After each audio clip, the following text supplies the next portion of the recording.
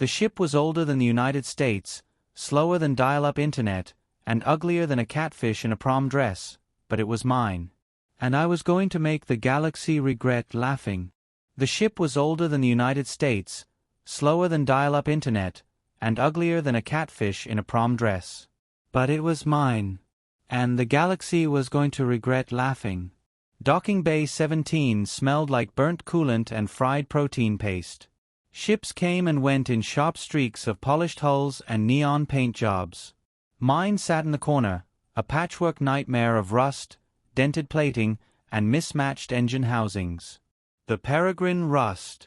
Captain Vorn, drawled a towering Ziyaran officer, his scaled face creased into a smirk. You purchased that? On my shoulder, a green and bronze AI Parrot tilted its head. Technically, she adopted it, Pip said in a voice like an old radio host. You know, out of pity. Behind the Ziyaran, a cluster of gleeks tittered, bulbous eyes blinking in sync. A Karnak mercenary leaned on a crate, tusked grin showing just enough teeth to make it a warning. Every look was the same, amusement with a thin edge of contempt. I smiled, warm, harmless, the kind of smile humans used before buying something dangerous on eBay. Beauty is subjective, I said. Function, however, can be modified. That heap. One of the gleeks clicked. Barely worth scrap value. Pip fluffed his holographic feathers. Ah, the galaxy's leading experts on scrap value have spoken. Should we bow? I didn't. I just walked up the loading ramp. Inside, the Peregrine looked worse. Wiring hung like jungle vines. One console was held together with duct tape and prayer. The pilot's chair leaned left as if perpetually bracing for bad news. Home sweet tetanus, Pip chirped. I ran a hand over the cracked control panel. We'll make her work. Pip blinked. Define work. Surprise them, I said. The station's alarm klaxons cut through the stale air. Low, steady, urgent. Outside, dock doors sealed, locking in the chaos. The comm crackled. Pirate incursion. Multiple hostiles inbound. Pip's wings twitched. Docking Bay 17 is on their entry vector. Guess who's about to have company? I tapped the comm control. This is Captain Tessa Vorn of the Peregrine Rust. I can assist escorting civilian vessels out of the danger zone. Static. Then laughter in the background. Negative. Captain. Stay docked. Your ship isn't combat rated. That's disappointing, I said sweetly. Pip, warm her up. The Peregrine groaned awake. Engines coughed like old smokers, but the power meters climbed steady. I angled her toward the bay doors just as they cracked open for a fleeing transport. Two pirate skiffs knifed through the gap, spraying wild fire. I dropped the Peregrine's power to half, let her drift like a helpless target. Captain? Pip asked. Patience. The lead skiff closed in, eager kill. I flipped auxiliary thrusters, leftover salvage from a decommissioned fighter, slamming us sideways. The pirate's plasma shot kissed empty space. I pulsed the forward tractor beam at a crate of mining slag floating near the dock wall. It slammed into the skiff's bow at 40 meters per second. Shields flared and died.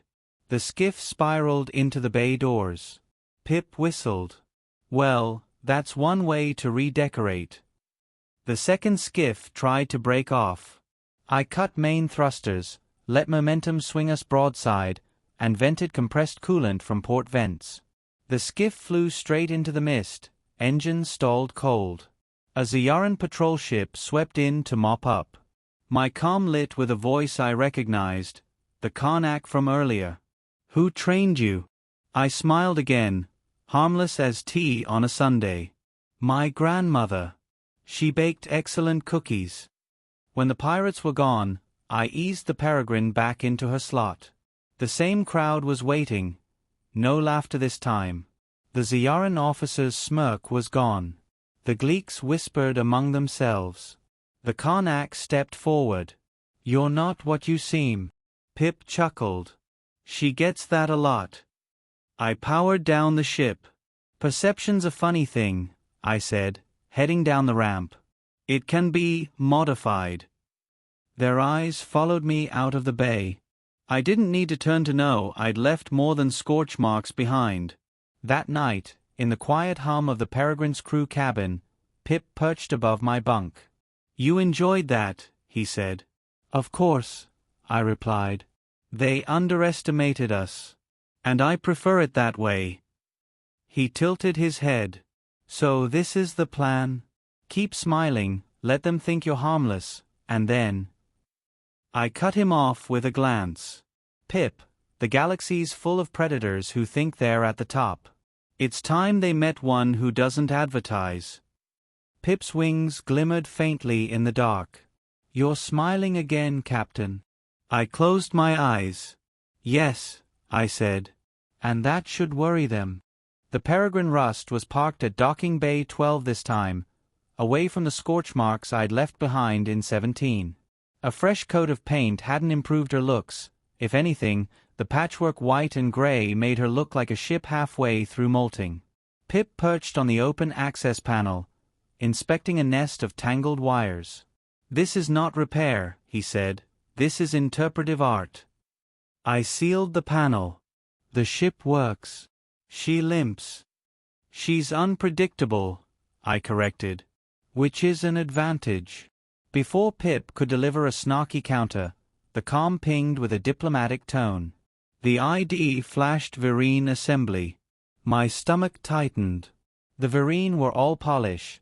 Silver robes, silver ships, silver tongues. They didn't call without an angle. The hollow projector flickered to life, revealing a tall, glass-skinned figure with calm, unreadable eyes. Captain Vorn, the Vereen said smoothly, your performance during the recent incident has reached our attention. Pip whispered, translation, you did something useful and they hate admitting it. The diplomat's expression didn't change. We are assembling a convoy to transport critical supplies to Heliox Station. Pirates have been troublesome. We require an escort. You have your own navy, I said. Indeed, the Vereen replied. But this route requires unconventional thinking. Your reputation suggests you excel at such. Pip muttered, they mean reckless. I smiled politely. When do we leave? 2 days later, the Peregrine floated at the rear of a 6-ship convoy. 4 were sleek Vereen cargo haulers. The 5th, a Brack escort cruiser bristling with weapons. The Brack captain, a predator with eyes like molten gold, didn't bother with greetings. His look said prey under observation. Pip ran a scan of the haulers. Nice ships, he said. Engines tuned, weapons polished. All form, no fangs.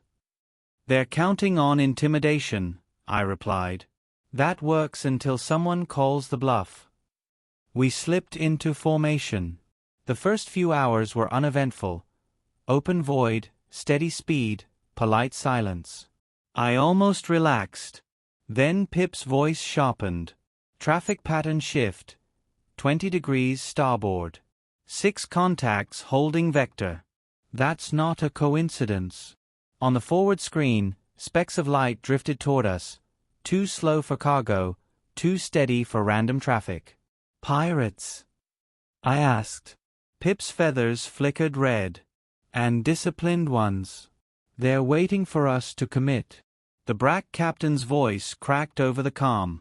Human, hold position. My ship will engage. I keyed the channel. They're not aiming for your ship. They're aiming for the haulers in the middle. If you move, you'll open the lane for them. The Brack growled. You presume to. I cut him off. No. I calculate. Pip snorted. Nice delivery. The pirates made their move, 3 ships accelerating toward the convoy's midsection while the others swung wide, herding us toward a narrow debris field. A perfect kill zone. I kept my tone cheerful. Pip, run play 2. Copy. The Peregrine dropped back, letting the rear hauler slide ahead. The pirates thought we were falling out of formation. One ship moved to intercept. I flicked power to the starboard thrusters and slammed the Peregrine sideways, scraping the hauler's shield bubble. Sparks danced across our hull, harmless to us, but blinding on their sensors. The pirate overshot, banking hard to avoid collision. Pip fired a short-burst EMP through our aft antenna. The pirate's NAV systems hiccuped, sending it drifting into the path of its wingman. The two collided, shields flaring like dying fireworks. "That's two," Pip said. The remaining pirate ship closed fast. I cut our engine power to 20%, letting them think we'd stalled. They came in nose first, guns hot. "Now," I said. Pip dropped a pulse mine from our cargo hatch. The pirates' forward shields took the brunt, but the blast sent them tumbling. The Brack cruiser pounced, shredding them in seconds. Silence fell over the convoy. The Brack's voice returned, quieter now. "You fight like a hunter." I kept my tone light. "I'm very committed to my hobbies." From the Virene ship, the diplomat spoke again. "Unexpected efficiency. Captain Vaughan. You've exceeded our projections." Pip muttered, translation, "You didn't die when you were supposed to." The rest of the run to Heliox Station passed without incident, but the stares stayed with me. The Brack watched me like he was trying to decide if I was competition. The Virene's polite voice now carried a subtle edge. Back aboard the Peregrine, Pip swiveled on his perch. "They'll come at us sideways next time." "Good," I said, locking in a new NAV course. "Good. They still think I'm unpredictable." I smiled, just enough to unsettle him. "I'm counting on it." That night, I replayed the convoy battle logs.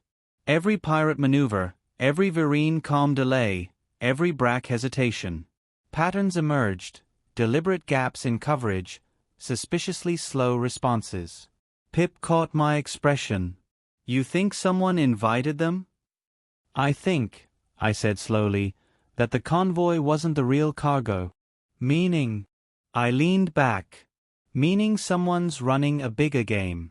And they just made the mistake of dealing me in." Heliox Station looked like someone had taken a luxury resort and grafted it onto a mining scaffold. The upper decks shimmered with polished metal and artificial waterfalls. The lower decks oozed rust, steam, and questionable lifeforms. Docking Bay 42 reeked of ozone and hot coolant as the Peregrine Rust settled into her berth. The Virene diplomat was already waiting, framed by two guards in gleaming armor. "Captain Vaughan," the diplomat said, voice smooth as glass. "Your prompt delivery of the convoy has earned you consideration." Pip perched on my shoulder and whispered, translation, "They have more work they can't give to anyone respectable." The diplomat's eyes slid toward him. "Your companion is welcome to remain silent." "Not my strong suit," Pip chirped. I cut in before the tension could thicken.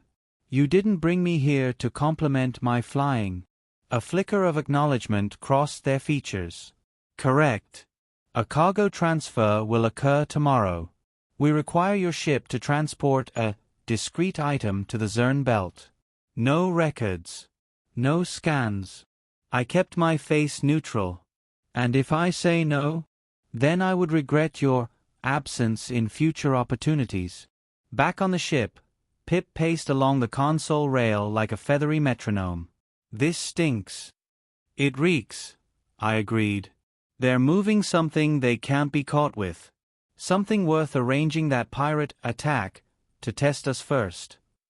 Pip's feathers shimmered in thought. "Weapons. Possible. Or intel. Or someone." I tapped into Heliox's public traffic logs. Most were standard cargo runs. One caught my eye, a Virene hauler that had docked 3 times this week, each stay under 6 hours, no manifest filed. "They're cycling something through here," I said. Pip leaned over the display. "What's the plan?" "We take the job," I said. "And we open the box." The cargo arrived the next morning in a sealed containment pod, taller than I was, matte black with a locking panel that required both a passcode and biosignature.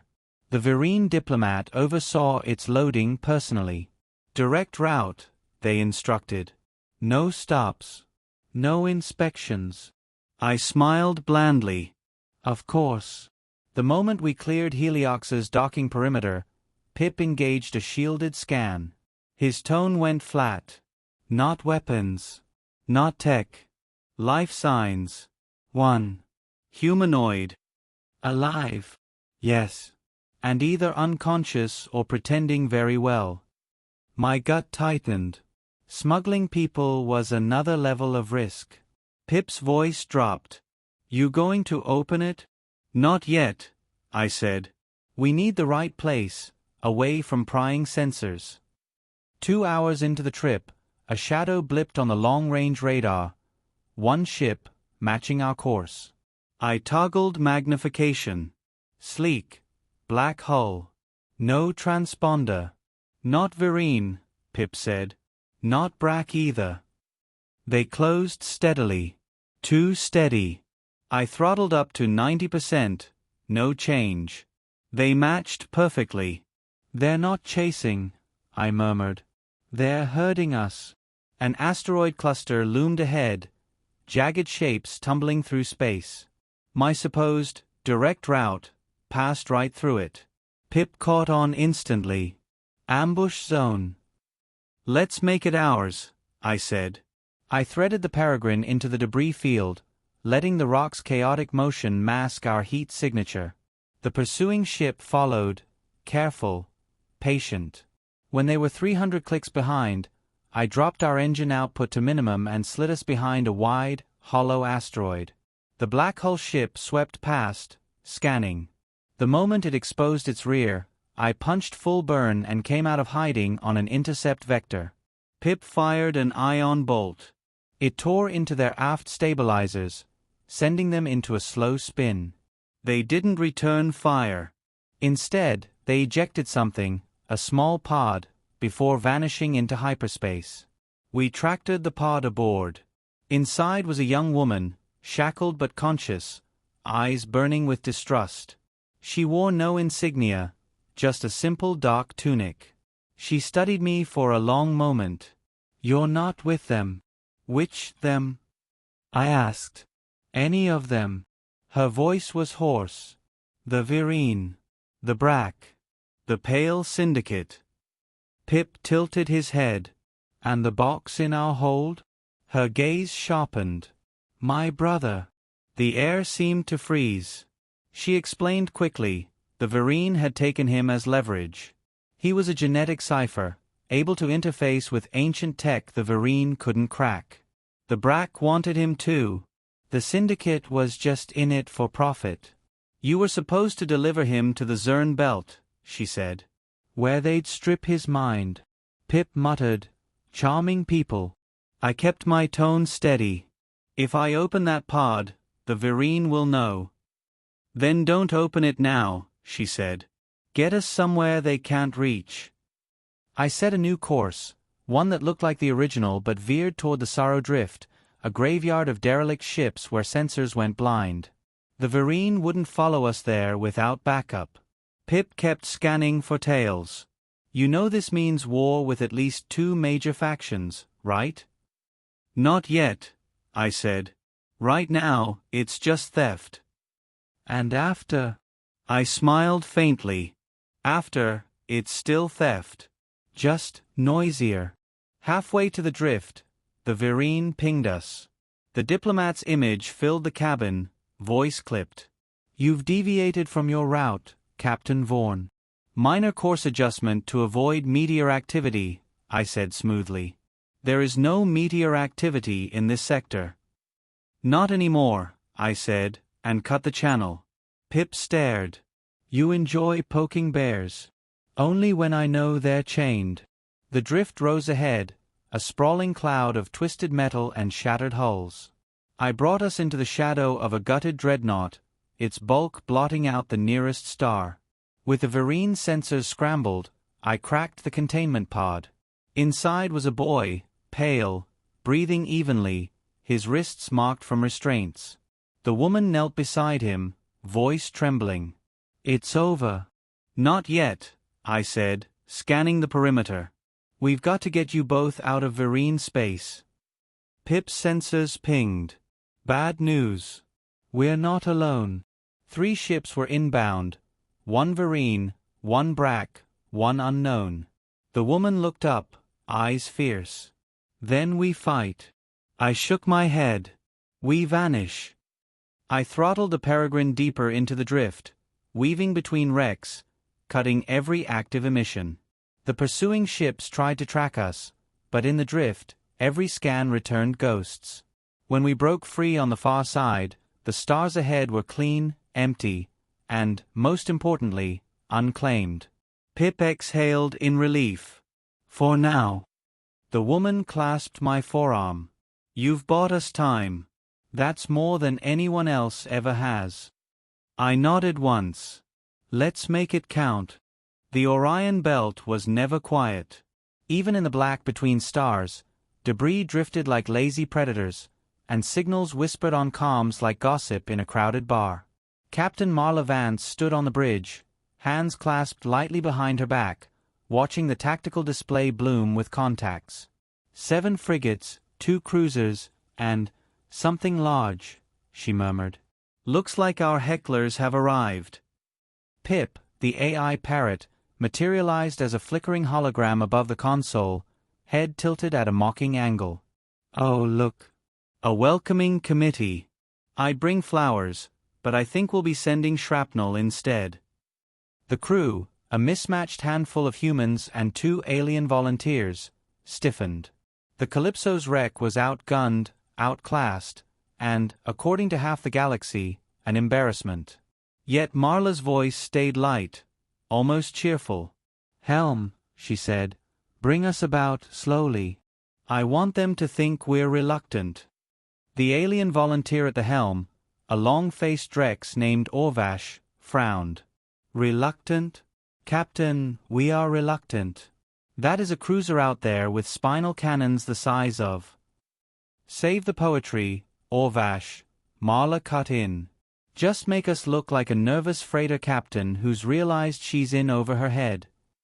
The Drex muttered under his breath, but his hands danced over the controls. The enemy's lead ship hailed them. On the hollow, Admiral Kryth appeared, a reptilian towering mass draped in ceremonial armor, every scale polished for intimidation. His voice was a gravelly hiss. "Human vessel, your path crosses restricted territory. Power down, prepare for boarding, and surrender your cargo." Marla gave him a smile warm enough to sell lemonade in a snowstorm. "Admiral Kryth, what a pleasure. You look shiny today. Tell me, do you polish your armor before every shakedown, or just when you think you're about to make the news?" A murmur rippled through her bridge crew. Pip gave an approving whistle. Kryth blinked once. "You are in no position to—" "Ah, but I am," Marla said, voice still bright. "Because while you've been preening, your fleet has been broadcasting on an unsecured tactical frequency." "Pip." The Parrot flapped its wings, and a side display lit up, revealing every ship's position, fuel reserves, and weapon status in perfect clarity. "I believe that's your right-side cruiser with a reactor efficiency problem," Marla added. "And those frigates in your rear line? Their firing arcs overlap in ways that would make a tactician cry." Kryth's expression tightened. "You're bluffing." "Oh, absolutely," Marla agreed. "And if I'm wrong, the worst that happens is I fire a torpedo into the exact spot where I think your cruiser's fuel line is. Maybe I miss. Maybe I don't." On the tactical display, the enemy fleet shifted subtly, ships adjusting formation. Pip chuckled. "Oh, they're nervous now." Orvash risked a glance over his shoulder. "Captain, this is impressive posturing, but we're still 1 junker ship against 9 warships. What's the plan?" "The plan," Marla said, "is already in motion." She tapped her wrist. "Engineering status?" Below decks, Chief Jen's voice came back, rough and clipped. Charges set in the debris field, Captain. Remote fuses armed. We're sitting in a powder keg. Marla's smile sharpened. Good.